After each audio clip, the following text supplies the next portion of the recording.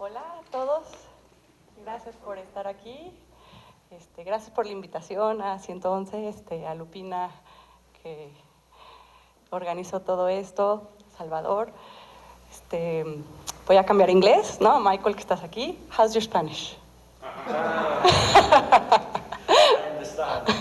Okay, that's good, so we can't be naughty talking Spanish. So you cannot say anything bad about me.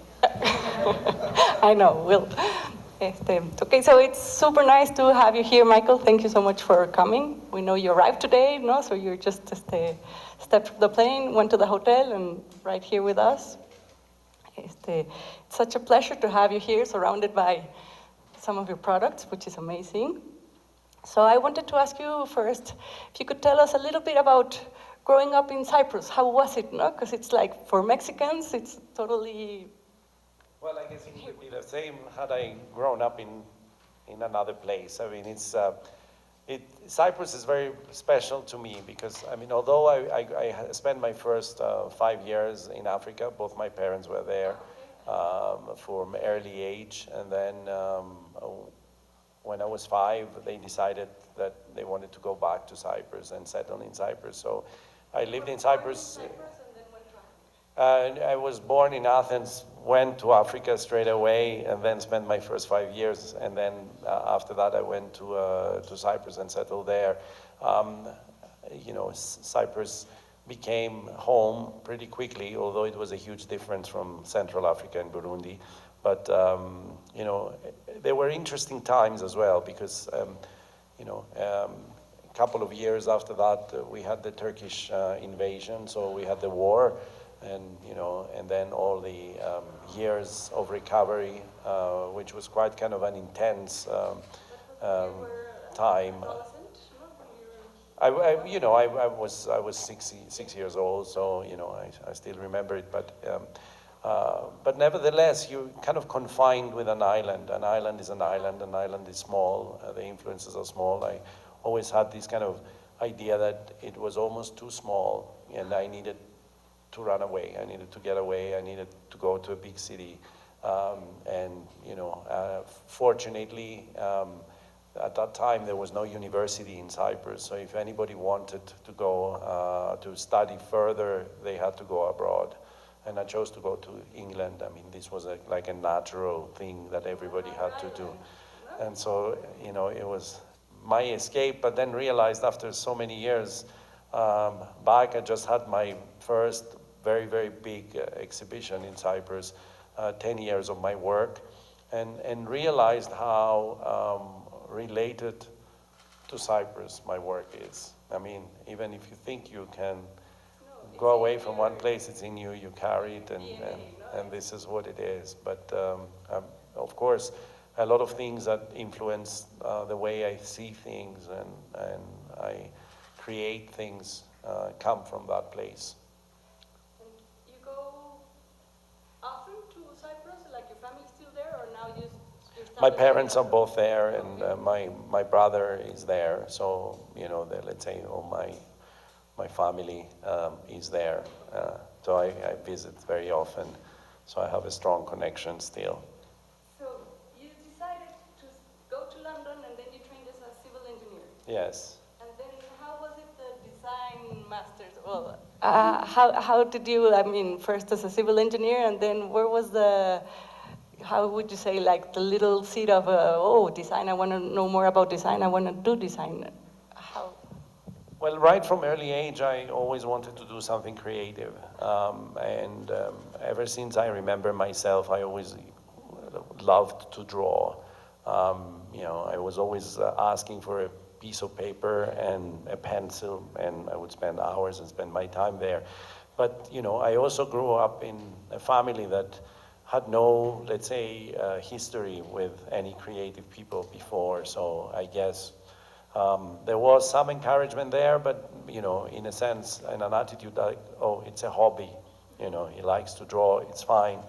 I think at some point when I expressed my interest to go into art school, it was a no-go zone at that time, and they said that if you want to get a job, you need to get a real study and not a creative study, because otherwise you're going to be a starving artist. So, that was quite kind of shocking to confront your child, I guess, at an early age that this is not a possibility.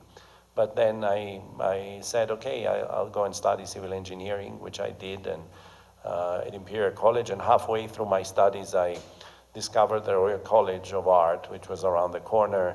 And there was this course there, which was industrial design that was related to engineering somehow. It was quite kind of a unique study that enabled people like me to go into something more creative on a master's level. And I went to see it, and the college, I was absolutely amazed with the creative energy of the school, and decided that this is something I want to give it a go. And that's what changed my life, I guess, being in that creative environment. I very much hated my course, I hated my studies, but I loved being in a creative environment, and that showed me what I wanted to pursue somehow. Now that you're saying you hated your course or your studies, what was it that you hated? Like the system, the professors, or and you're telling about industrial design, right? Industrial design engineering. Engineering, okay, because it was... I always wanted to run away from engineering, and I felt that if I'm tagged again with an engineering element in my studies, is not what I wanted to do. But I had to go through that step before I go somewhere else. And it's interesting, everybody sort of asked me, did you know what you wanted to do right from early age? No, I think I chose a very slow path where I arrived where I am through a process of elimination, by doing the things that I don't want to do. So this was the story of my life. So. Doing the things that you don't want to do, but now you're doing the things you love to do. No, well... I hope I am, at least. I feel lucky at this moment to be given all these opportunities to work with great companies, to design all sorts of different products. But as I said, it was quite a long journey to arrive to this place. I mean, I'm not young anymore, and I'm 52, so it's interesting. A lot of designers arrive to this kind of place quite early in their career. I never regret it, because I tried so many different things. Also, my early work in design was very, very different. I was interested in conceptual design, more like asking questions. I use design as research. And all my projects were raising questions as to the role of design and what that needed to be. And it was much later on when I realized also I had a passion for industrial production.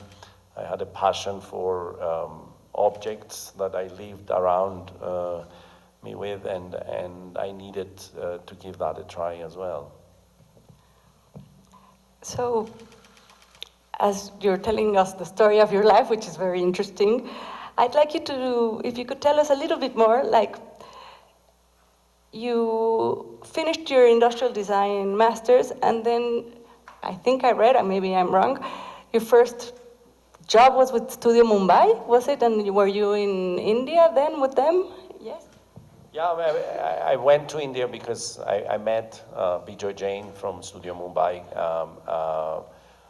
right after I graduated, and we became very good friends, and he invited me to work on a project with him in London, which never got realized. It was a restaurant in London. We worked together for about 3 months, and then eventually, since that project fell through, he decided to leave London and go to India.